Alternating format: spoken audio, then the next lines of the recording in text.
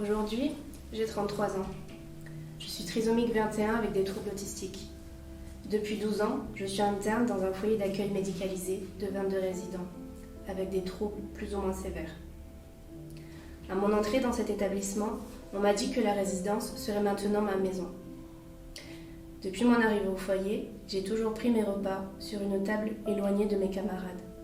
J'accepte juste la présence d'un encadrant. Depuis 12 ans, mes parents m'ont accueilli en alterné tous les week-ends à leur domicile. Les premières années, au foyer, j'ai découvert un nouveau monde.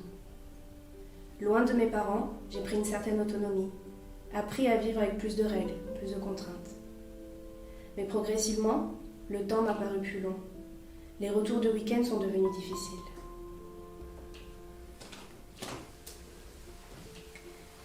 Si au départ mes parents venaient me chercher le vendredi soir et me ramener le dimanche soir, ils ont dû, par la suite, me garder jusqu'au lundi matin. Ceci au bout des 4 premières années. Les choses ont empiré ensuite graduellement.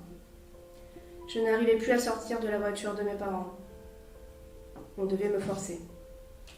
Au foyer, j'ai mis en place des comportements inadaptés.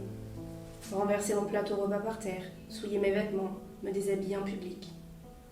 J'ai mis ma chambre en l'air, tout arraché, tout détruit, souillé les murs de mes selles.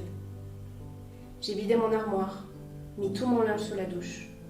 Toutes les nuits, je souillais mon lit. Mes comportements mettaient à mal les équipes, le turnover ne facilitait pas les choses. Mes parents ne savaient plus quoi faire. Je n'avais aucun de ces comportements à la maison, si ce n'est quelquefois un épisode de pipi au lit la veille du retour au foyer. En lien avec l'établissement, mes parents et les professionnels ont réussi à mettre en place des réunions avec le pédopsychiatre qui m'avait suivi après l'apparition des premiers troubles autistiques à l'âge de 6 ans. Aujourd'hui, les choses vont un peu mieux. Si certains retours sont encore difficiles, dans la majorité des cas, cela se passe bien. Les activités se passent toujours bien et les comportements des filles sont moins nombreux. Mais ma chambre est toujours aussi vide et je n'ai toujours pas accès librement à la douche et à mon armoire.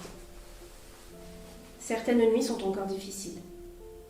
Pour l'instant, mes parents n'envisagent pas de pouvoir supprimer la nuit du mercredi à leur domicile, ni de pouvoir me laisser à l'internat le week-end, comme ils ne voyaient pas possible de se passer de la personne qui me prend en charge les lundis, mardis et jeudis pour me sortir un peu de l'établissement. Le foyer reste loin de représenter pour moi ma maison. Ce n'est toujours pas le lieu où je pourrais m'épanouir.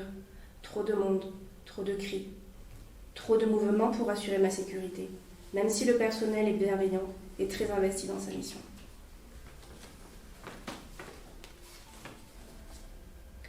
Si durant toutes ces années, je n'avais pas eu mes parents pour m'accueillir, tous ces temps de vacances, de week-end, que serais-je devenue ? Je n'aurais pas voyagé en train, en avion. Je n'aurais pas visité d'autres pays, rencontré d'autres cultures, d'autres modes de vie. Je n'aurais pas appris à nager parmi les poissons et les tortues avec mon masque et tuba. Pas nager en mer sur de grandes longueurs. Je n'aurais pas connu les randonnées en montagne. Je ne saurais pas utiliser une tablette. Je n'aurais pas visité ma famille éloignée, éprouvé la chaleur du lien familial. Je ne me serais jamais couchée à 2 heures du matin. Je n'aurais jamais changé de lit 10 ou 12 soirs d'affilée en voyage, passant d'un lieu à l'autre, d'une maison à une toile de tente ou autre. Et personne ne saurait que je suis capable de faire tout cela. Ça, malheureusement, c'est le cas de nombreux de mes colocataires, qui n'ont plus de famille ou une famille qui les a oubliés. Ces colocataires, je les vois vieillir très vite, même avant l'âge de vieillir parfois.